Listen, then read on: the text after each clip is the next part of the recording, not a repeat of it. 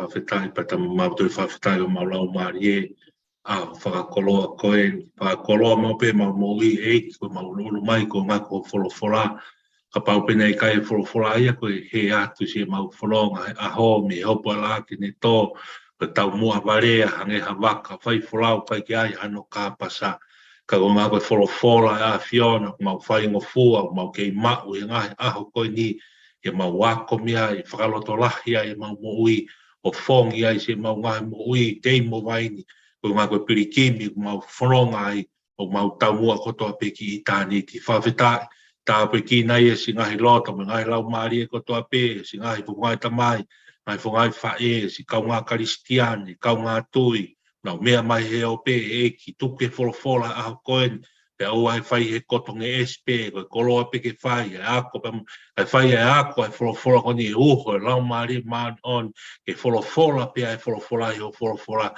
ka tuke mau tānaki mau ngai ngesi ipu mahan whakamakalohi a ke ho mau ngai lau maari ko ngā ke auhi e hala whanonga o mau whanonga i taimi ke mau au sia i tāni te mau whanonga ki ai wafa man on bio sisu kaisi ko mau whamoui e meni tapu ke he a whia o toa o tau lotoloto ngā, pe ko ki kore ai pe, ko whanga ai pe, ngai whakatapu tau tau a whakiat, pe me tau polo kalama ako tau i tapu, whaka wike kotoa pe, pa ko hange koe lotu tau kamata, whawhetapi, whakakoloa mau pe a ho, ko ngā koe whainga maarie, ke tau unu mai ko ngā koe wholofola e o tua, ka te koe, ke mea mai, si ngai whungai tamai, si ngai fua whatongia, whai mai mi tō kāna, au maa si tau ngahi whae me whare hanga, si kau tangata mi ngā tai, ka maa ki mau tolu kotoa pē, ngahi ngā we a ngā, ka mahe otu muri wheha potu ke ia, ke whanonga mai a mea rere, ke lurua whamalo i sino i halapo, wheha peha potu ko tui, ka nongo le lei mai a honi, nā koe aho ni hanga e ki, o riwanga e tau mo, nā koe aho ni whakahawhia i koe, whahawhia i tau ngahi mo ui, mi he wanu e anga hala, pe mi whakamau ai o tuau tu nuku mai ki he māmani koni. Ke mea i peo lawe ko nāna whaki hala whanonga e māmani koni. O tui ke tau nofo whakamo oni ki ai. O te tau whanonga pe o tokua ku tuupea ke hoko mai hono a ikai. Tau teu pa tau whakatokanga mea. He koe aho pe ha mohono anga tala mai koe ngahi whakailonga ko tau tala noa kai e wholowholai. Ko shaha ko toi he māmani koni. Hange pa koe wholowhola wa mana ke tau wako e aho ni lahi e sipi more. Lahi e whanga sipi e ku he. Pa ku whaka au ku kaike amane tai amane kina ka ki tau tolu. Ta ku he pe whanga sipi. More pe whanga sipi he anta pe tau tau hi kau whai whikau. Anta pe e tau ngahi ministry. Anta pe ho tau loto whare. Kai ke more pe he whangasipi. O te tau tuku aki e ki taktolu ia a ngahi lotu ke he pa mo ngahi a takai koto ikai. More pe whangasipi ia he ngahi ahoni pe ia i he loto whare pe o siasi.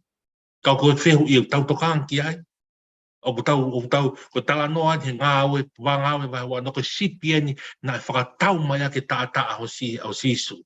Ko tau whatonga responsibility o ki tau tolu, kau whaiwhekau, kau taki e siasi, kau malanga. Ke tau hi e whangasipi ko ia.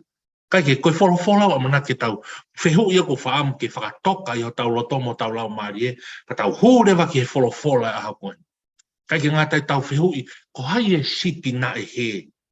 Ko hai e sipi o ku more.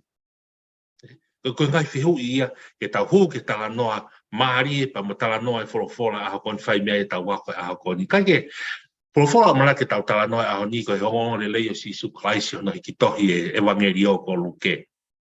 Wahe tahani ma, taka vesi uraki ki hongo fu. Tau whakakawe inga ia, koe sipi nai more.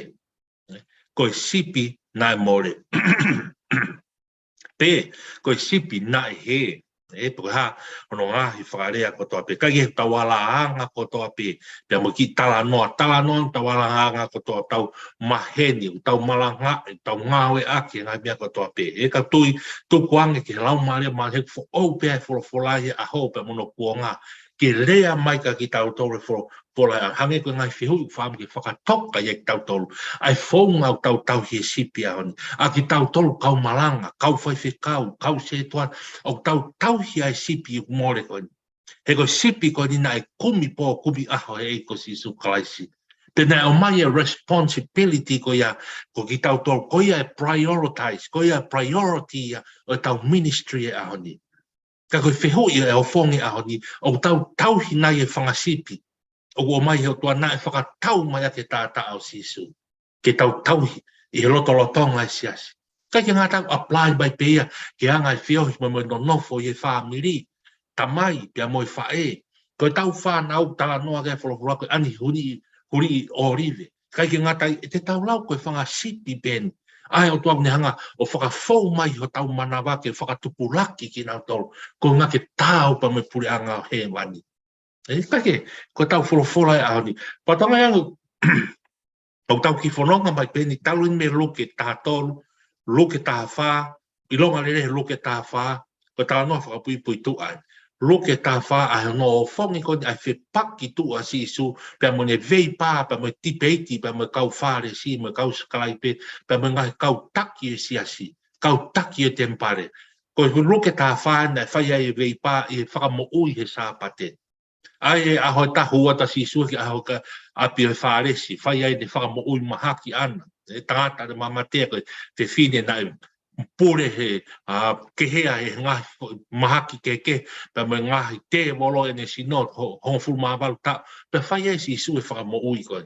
Whakamo ui pa whehui e si su. O tau nau ke whai ha whakamo ui aho sāpate, pe koe maa oni loia kau whare si pa mo kau taura e ki ke nau whai e nau hiki e nau ki whangamanua nau tohe sāpate ka koe o whine ni hako e palame kai ke tau i ke whakamoi he sāpate kai ke Trace mai e tau ngai tala noa mea koe kei vei pāia e kau whare si pa mo kau taki lotu kau pōpirikan kau hou e ki taura e ki si e nau vei pā mo si su koe ngā nau nofo mai ake lao pa mo Moses talate si su koa wenu o ko hau ke whakakakato e lao. Sai, i fo i nā tūla pa mo context i o luke tā wha, koe ni e piu tau kamatai i e luke tā hanima.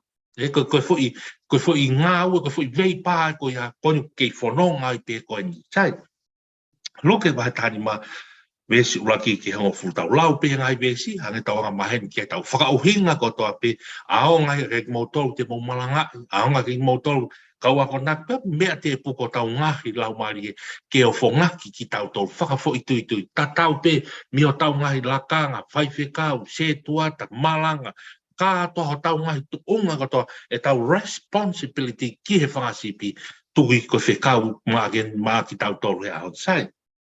Vesi uraki, wahe tahani ma, vesi uraki pa me vesi ua. Pea na e tau whe o nu i atu ai kau pōpiri ka ne kotoa pe mo e kauanga hala ke whandongo ki a teia. Patongai koe, vesi uraki pa me vesi ua luke tahani ma koe foi context ia. Pe koe foi tau whatala noa he tau malanga, koe foi mohenga ia ke whai ai e whakauhinga. Ka toa rewa u vesi kotoa e turi mui hatu i he vesi uraki me vesi ua. O nau nofo loto kotoa pe i he foi context. Pe koe foi whaunga o vesi uraki pa me vesi ua. Sai, ha mea nai hoko, ko ha mea nai hoko he tala noa. Vesu laki. Pea tau fe unu ia te kau pōpiri ka ne kotoa pe moe kau anga hala ke whanongo kia tea. Ko ngā koe malanga nia sisu. Fe unu ia, amahina whoko kau pōpiri ka ne tau iro, ko si kau anga hala koe ka kai tāna ki paanga, koe ka kai tāna ki tuku hau. Pe nai wha atuku aki i ka teki nau tolu e nau ngai toa e kai kato paanga. Pe mo nau whai hala i ngai paanga e tempare, pe mo ngai tāna ki paanga. Pe mo ngai mea kehe pe.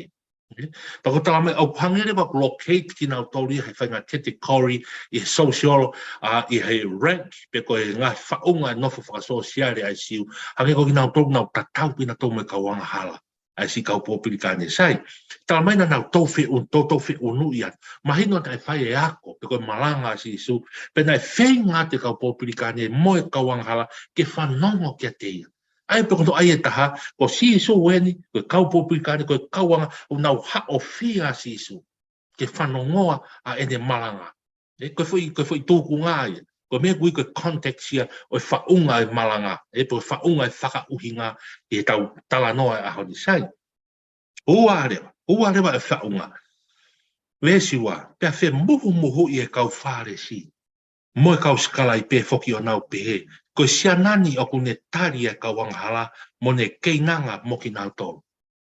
Ko sia nani, whe muhu i e kau whare si mo kau skala i pe foki o nau pehe, ko sia nani o kune tari e kau wanghala mo ne keinanga mo ki nau tō. Whatongai, wesi ulaki, unu atu e kau pōpiri kane, whe unu i atu mo kau wanghala ke nau wofi kia sisu. Whai rewa whe muhu i koe tau pehe pe maha ko halau u whangai whātāpū. Hange hanau lau ke he poko ka uinga lau tokua ko tangatana ko mau on ko tangata ko aro o tua ko hoko mai ka ko hoina te nau kei nanga pe mo kawanga hala ko sana te ne tari kawanga hala ke te pe te ne kei nanga pe mo kawanga unga fo kawanga hala ko ni ke kau pōpiri kane mo kawanga hala e nau fie whanongo ke hei ko si suklais hange ko whatala no ko foi tōku ngā, koe fo i context ia tala noa. Sai, i he hoko aku rewa mi he bes whā he bes o fu, no fo loto kotoa pia e whakaukau ia, i he tari a sisu. Ki he mea koa ni, nai muhu ai kau whāresi. Ta o sisi mamata kotoa pia whai vai, anga nau whainga tuu, mamata, ma nau whainga muhu, anga kilo, ho nau ngai fofo ngā, whangai whātapu, e nau sia koe ke whi uno i atu koe kau pōpirika, kau wanga hala. Ko ngā he koe lao a mo se tala mai, nā mo whiohi moi pōpiri kane, moi kauanga hala, ka pau teke alu hawhei tū sentairi, teke whoki mā whano, pa teke papi taiso koe, te ria e anga hala koe nā tau ia te koe, physically.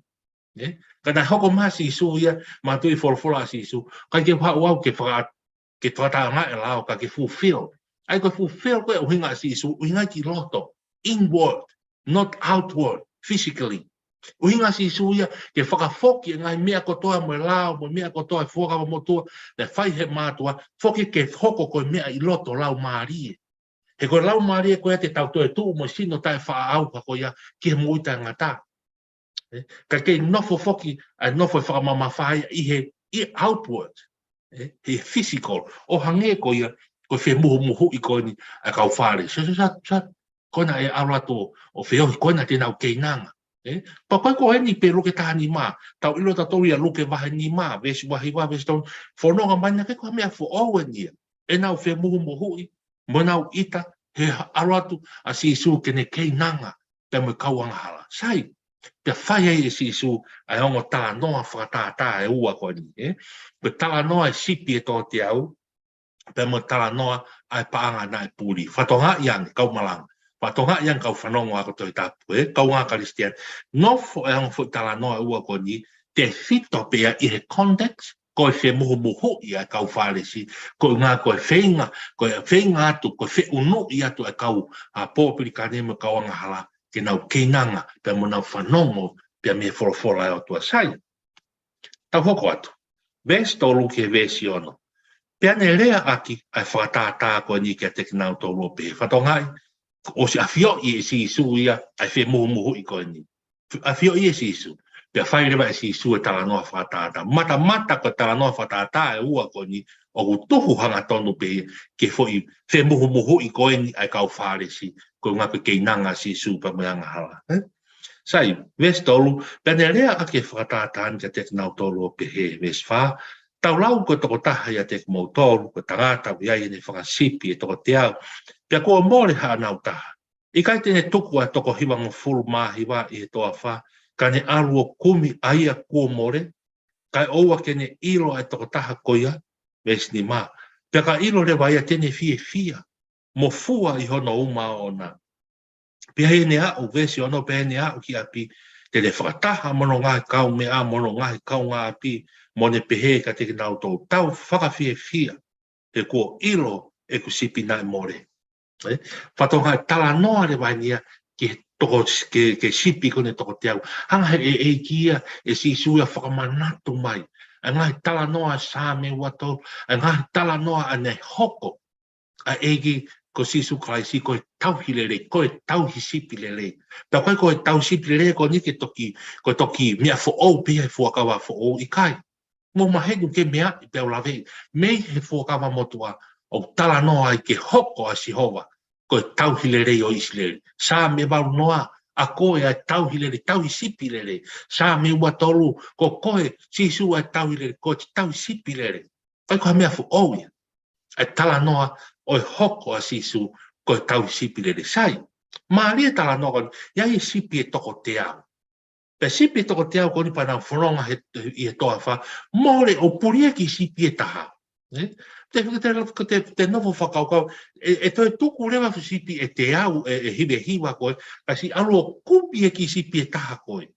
E paka mo wharewa o whakaukau, hono i kai mahu inga, o ki sipi e taha. Kai ke nofo ai tauhi sipia ki he quantity, ki he tokolahi. Ki he tokolahi.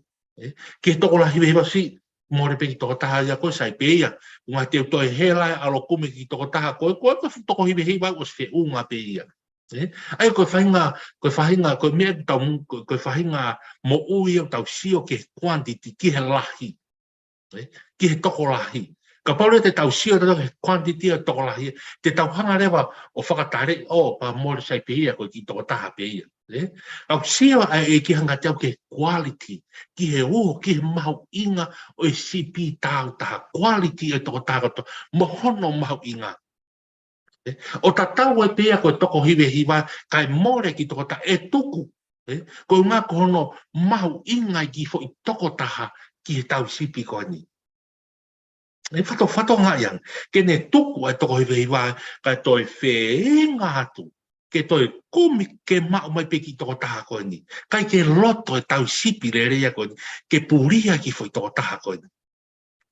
Whato ngā i, koe fo i tala noa whakaftātāia, pato i tala noa rewe wesi ni ma, pea ka mau e ki toko taha, ha fia lahi mon, tala mai tene fua i hono uma, wha o fua i hono uma e ki sipi e toko taha koe ni, pea tene hao ki a pita mai tene whakataha mai mono kaunga me a, ngai kaunga api, ui at boa mai, koe ha, tau whakawhiawhia ki sipi e taha, mahalo e tu e kaunga api o whakaukau, koe tangatani nai pe kuku kei, wahawhai ngā mea o hoko ke tangatani, ene fia he mau ki toko taha, ka e toku e toko hiwe hiwa, ai toko hiwe ku o si whiunga anaka, mōre pe, kai ke hange ko whakatala noa, kai ke nofo e tau sipi le rea ko ni ke quantity, ke toko lahi, ke lau e toko lahi, toko hiwe hiwa sai toko taha, he ko sio ia e tangata, sai ko toko taha o, haku toi mōre aku, haku taimi, me aunga haku taimi ha mea ke, ko fu toko hiwe hiwa, ka ku nofo e tau sipi e ko ni ke quality, ke mau inga, o ki i toko taha, quality o individual. Mea e o mahu inga i toko taha nofo ia, o sio koe quality nofo ki he uho, ki hono mahu inga, o sio ki loto, sio ake ofa, mamata ai mo ui, pe mo tauhi, pe mo mahu inga ia e tau sipi ko ni, i he ki toko taha. Ai ke kou tau talatoa pe, tau hanga rewa i apply mai, ki he fo i whiunu i kone e kau o pōpiri kane me kau wanga hala, kai ke ngātai moi muhu kone e kau whāresi, koe nau ita, koe ngā koe alu e kau wanga hala kia sisu. Alu e kau pōpiri kane, ke nau keinanga pe mo sisu. Tau apply rewa. Ai whakaukau o tala noa whātāt. Ko tui au ke mea mai pe mea pina, ko whokotua me, tai iai ko toa pe ne whakauhinga. tau tui tau kata loto pe, tau mari loto, I ho o whakauhinga mai ko whakauhinga, ke o ompi ai sipi e toko te au koni, kai kumi e toko taha. Whawhetake. Ko toko taha koni, I hanga whakauhinga, mai ko whakauhinga, mene hae whorofora, ko kauanga halai. Ko si ka kai koni hanga ha, ko kau pōpiri ka nei, ka kai koni ulo me kina so sai, ki sipi te taha. Hange ono mahu inga, hange ku kai ke mahu inga ia, hai ki toko taha koni ke toi mōre hau taimi, ke toi alo kumi lolo tonga ko ia, ko lauta e ku fuwhanga sipi. Hai ki toko taha koni, pehe pesi mahu inga o anga hala. Kai ke hano mahu inga e pōpura I he nofo e society. Pehe pe ne ki mahu inga, ka koe lau maari e ia, mo quality e mo ui I he ofa o tua, ko ia turi mui mai ke ai e sisu. Ka whaka, o mai ene tala noa e uho kone a ko spirito ki tohi alu ke asia ai sea no. Nā ku hao ki mamani, ke whaka ere ewa e pipiki. Nā ku hao ki mamani ke whaka a e kui. Ke whaka more ai angahara. Pa wholofola pesi isu, ko toke tae na keke hao, na keke ngauhi toke tae ko ngā koe mo ui lerei. Na exist pe ngauhi pe poto e toke tae sino ko ngā koe maha ki. Ta wholofola tatau, nai haere mai a si suki mamani, ka ki hau koe maoni o ni. Ka ki haere mai koe maoni o ni. E ka pau na su maoni o pia mamani ka apea, ke toi o sia ma si suia. Koe mea koe nei, ke mahi ka ki tau, nāne haere mai, koe ngā koe kauanga hala. Pea koe te fito I ne misi o nāeni. Whamore atu kau whāresi, kau ho eki, kau la eki, kau taki. Koe ku misi o nāen, koe kakai enau te whito hauai. Ke hauau ke kakai koni ka talamai motoria, o ku shot, kona mo whea mu mo hui. Kona e alo whiahu me kauanga hala. Koe whanga sipi eni nau hau ki ai. Koe ki sipi eni e taha nau kumi. O ka paurewa e mau hona lau maari e. Paurewa te mau, te fuak nau tau ki hoku uma. Te toho pe ke ofi ke a au hono mama wha, ka ki nau tolu hono mama. Whawhetai, te kātoanga. Te tala ki o kau ngā api, tala ko ngā, mō ma ke tau kātoanga. He koe sipi e nai mo konu ma, ai ki mo ui, pe mo ki lau maari e, o si kauanga hala ko toa pe. Pa koe ko tau te nofa tau, o si o whakaluku fua, he ko hai ko hataha I maa mani ki maa on. Koe hoko na kau ai mo kau whaare si, mo kau taki rotu o ni, koe maa on lai, loi lahi tahai. Ko lahi tahai o anga hala. Kai e, tau o mai ko toa ia, o mai ke ahoni ke anga tau I sipi. Anga tau he tau whanga sipi, anga ahoni I he siasi. O tau whaina e malanga, tau whai e whatu a ngahi tūtu un, tau whaina e whatu a ngahi wawau pa mo whanonga e siasi, ke mau mai e ki lau maari e koni, o mahu inga ia sisu. Pe kung hoko ngā ue whai he siasi ahon, ke toe more ai e lau maari e ka kai siasi. Ke toe more ai e whanga sipia koni, dai whakatau mai ake sisu. Nai si I hela sisu, tala noa ke ai whawhitu wha. Himi e, wesi rea nā whawhitu wha. Tala mai nane, ki taki atu o iau he ofa, nane tūri peke mau, nane hanga pe o fua, hiri whakio, he hela sisu, ke o mai pan, ne tuku mai a responsibility I koe ka ki tau tolu e ngai ahoni he siasi. Ka mi hoko ngai angu. Lahiange mo, lahiange palopare mai mo uia, o toko taha koni e ne alu ki he siasi, I hatoi alu e ka hanga aue, mo hanga ngā aue ke.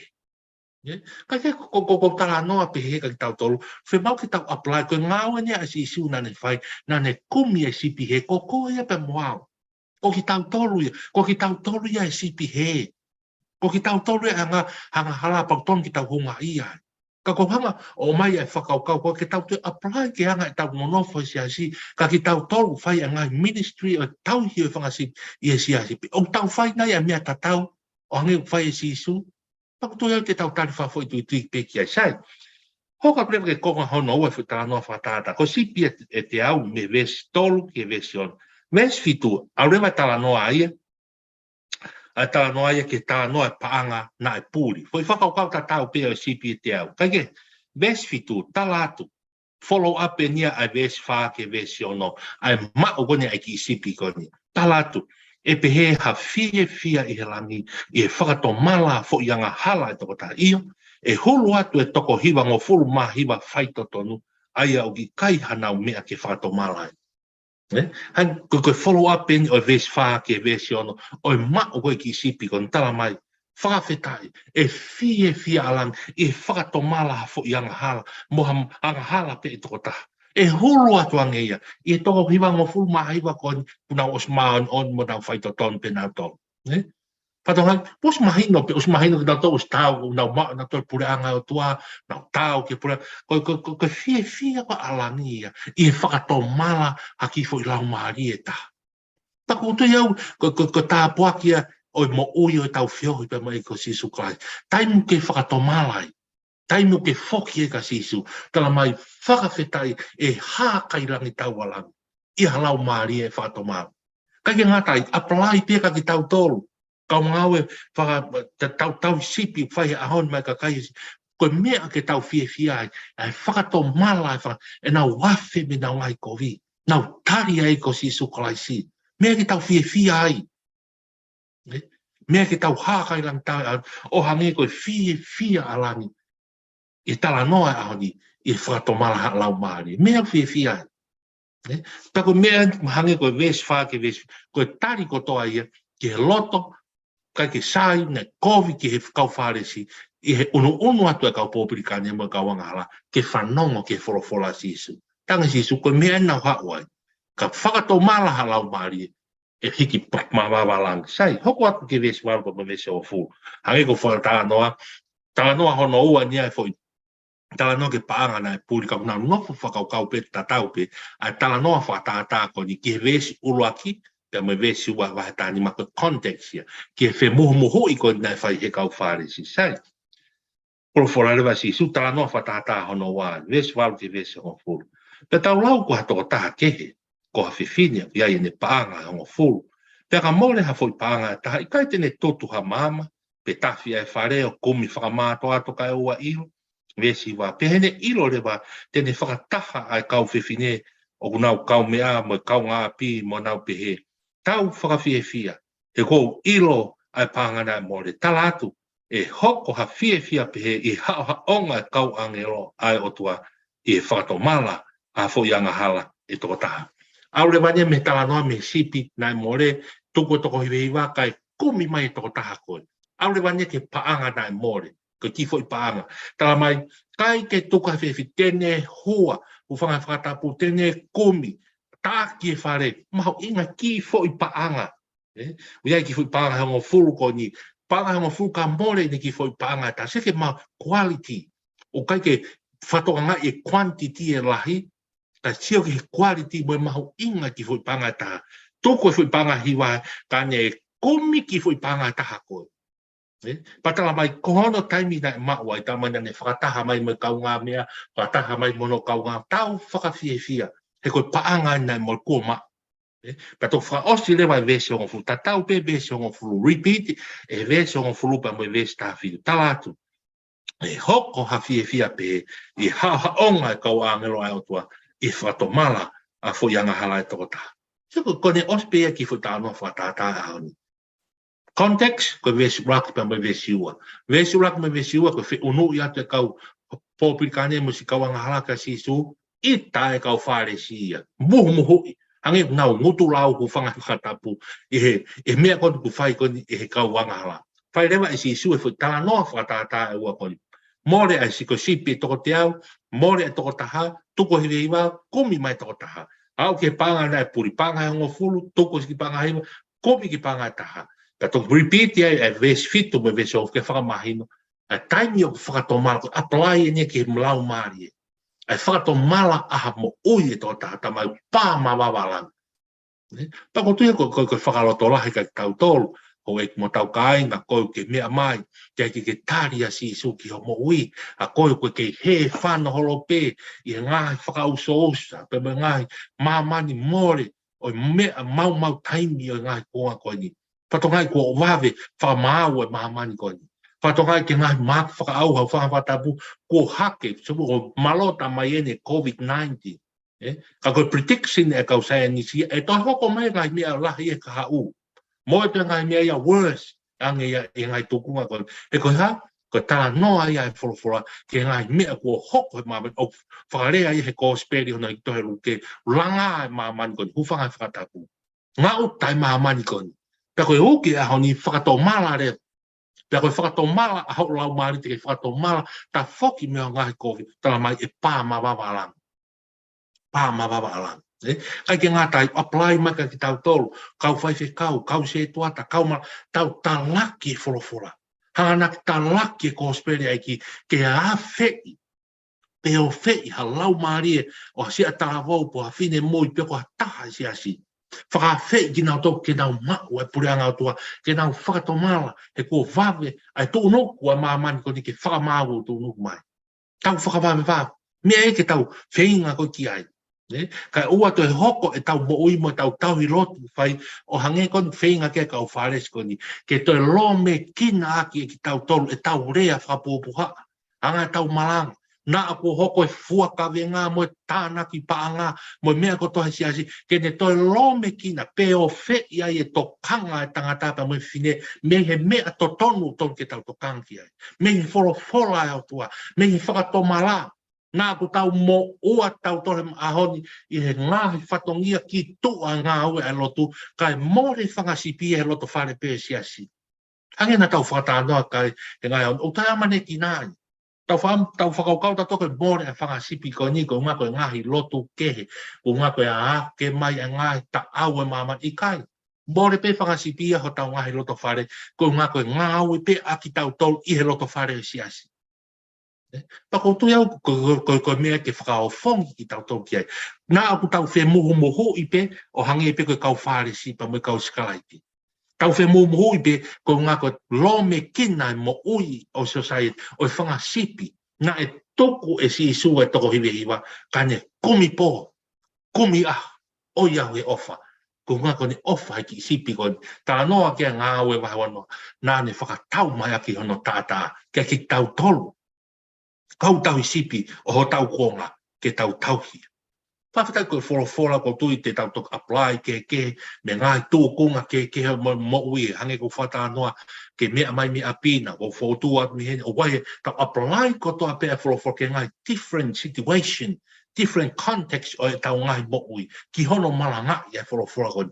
Ka te tau wafo taha ko toa pēr tau whatonga i mahu inga i a sisu e ki lau maari e taha. Mahu inga ia ko hai ki lau maari e tāko ia. Ko hai anga hala ko ia. Ko koe ia pe moau. Ko taua ia e sipi na e more. Ko taua ia na e sipi. Na e pehe ka papa na e pai tuku pe lau miliona. Fu kau angelo mo ka kai na tuku pe si isu. Kai ke toi hela masi isu ki maman. Ke toi hela ki maman ke ki sipi taha ko ni.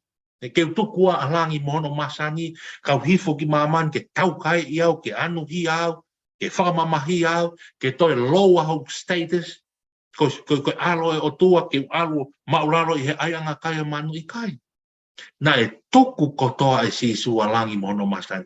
Ka ne hifo mai, ko ne mahu inga ia he ki sipi e taha. E ko hai e ki sipi e taha ko ia, ko koe ia pia moa. Pa te tahawe o whakato mala tā mai, tene hiriwhaki ki tau tau ki hono uma. Tene awe whafo ki tau tau ki he pure anga, ko ne ste te uma ki tau tau. Kai ke hange ko tau whakatala noa nai, pa tau te apply mai pe for context mai whakaukau koea. Ka ki tau tolu whakakau tau isi, ko tau ngā whae kau malanga. Ko tau ngā whae ahoni.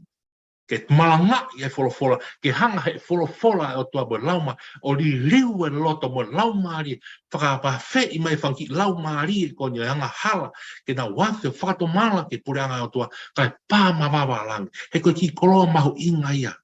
Mahu inga ia sisu. He ki lau maari quality. Mahu inga ia si he ki lau maari e o i toko taha. Ke tala noa kia himi whaangeau whitunga fuma wha, himi a Wesley ana pehe. Ko e sipi au a, tako ko taua ia sipi ko ia nai kumi mai kia sisu. O iau he ofa. Nā ku wafe me hala tamai, nā wafe, nā hola o mama. Ka hamena e whai sisu, tamai na ne kumi au he wao. Kumi po, kumi aho. O iau he ofa. Haure ke ves wha o se wha ngau whitu wha tamai. O i e te tau ki mononi. Taimi ku tau whakato malai ka ngā karistiani. Tau whakatau ki mononi. Ngō e lau ma ui ui, lau mui mui. inu he wai whatonga, tari ne wholofola, mā tāsi ana fofonga, ko ngā pe, ko si ofa ko ni, ta mai kumi, viri tae o nua ne kumi, toku a hiwe hiwa, pānga he honga furu e hiwa, ka ne kumi e ki sipi e taha, kumi e ki paanga taha o puri, hange haki i sipi kai ke aha no fu, fei a wāre, kai ke aha no aonga, ka ne kumi pe, o iau he ofa, ko ngā ko tau mahu i ngā. Pea ko tau ngā whaa ia, a ki tau tō, kau tala o ngole rei, kau tau sipi o ngai aoni, whapapau i, o tau mao mai e lau maari e sipi, o e more, he mahu i ngā ia si e eke ka ki tau tolu, i aho e whakamau. Pena tau hia e sipi, na eke si su tarange tu o tolu e pita, e si su kia pita, pita o ke ofa mai a te au, whawhanga se e whangalami. Pita o ke ofa e te au, whawhanga e whangalami. Pita o ke ofa e te au, whawhanga e whangalami. Ko hinga ka ki tau tolu, o ku mahu inga ia si su hene lami.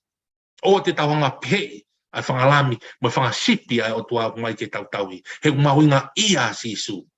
Nane tuku alangi mono masani, ka ne haere ki mamani, ko ngā ko ne mahu inga ia e sipi koe. He ko hai e sipi more ko ia, ko ia, pia moa. Ko ki tau ai. Whakawhita, o tua mawhiko no, mawhana o maulau maarepa, mawhana i ho ofa pe whau, o iau he ofa. Na ke kumi pō, kumi aho, ke kumi pe ki mautoro, ke ave ki mautoro, pata mai ka mau ka whāto mala awe, tari ko si isu, tala mai e pā mawawa alangi, e kāto anga e kau angelo, unga e whāto mala i halau maari, o ne whoki ki a si isu, hao me he afi o tū nuku mai. Pawhita e ki o whongi e mau moui, kai ke ngā tau te o whong pek mautoro i whulofula koni, o hange koe whi unu, pa koe whi muhu e kau whāres koni. Apply ka ki mautoro, kau whai whi kau. Kau taki si a si, kau tau hi sipi oi aho ni. Ke mau mahu inga ia he sipi o mau whawhanga. Malanga mau whai tūtū, me ngai whatongi, o tuki ati nā tōku unga ke mau mai ho nau lau maari e. Au e more ho nau lau maari e. Ke mau mai ho nau lau maari e. He koe sipi e nei whakatau mai a ke tātaa o sisu. Mahu inga ia sisu ia. Whawhitai wo whongi pe ki mau tolu, pa mau ngoi pe mau tono no, mau whato mala, i ho aho e ke mau tono no, ke tauhi e whangasipi ki o mai ke whawhanga.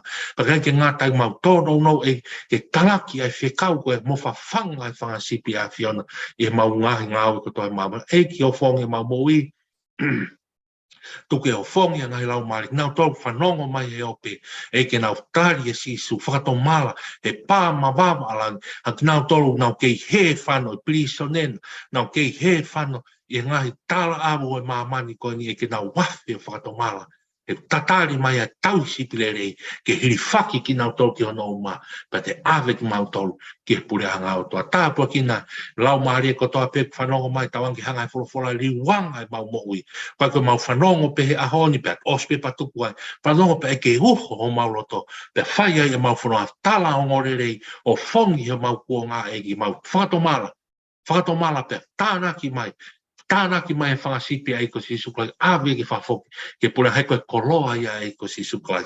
Tāpe kina ki nau tolu kotoa pe, si ngai tamai, si ngai whae, ka hea kau wito, nau mea mai, si a tamai mate, ki nau tolu pliso nena, hau e maulotu ki whare mahak, a ki nau tolu si kau tolu wakatoka vai, hai hangai whaamiri, nau whia mau, kuki tonu hangai mamah, more hangai o whaanga e mau lotu ka te ki nau tolu, koe ki sipi ki mau tolu, o ku kumi atua sisu, mea ke mau whai, mau tafoki, tari mau nofo ke eiki, kai tauhi ki mau tolu, ave ki mau tolu ke tākanga sipi au toa, koe purehanga au toa. Tāpu kina whataha me porokalama, ai ako toi tapo e aho koni, lang ia pe a whiona, a wholofola ko mau whanongoa, wawhau sisu kaisi ka ko mau whamoui. Amen. Mahalo apito mo mea mai, mo mea.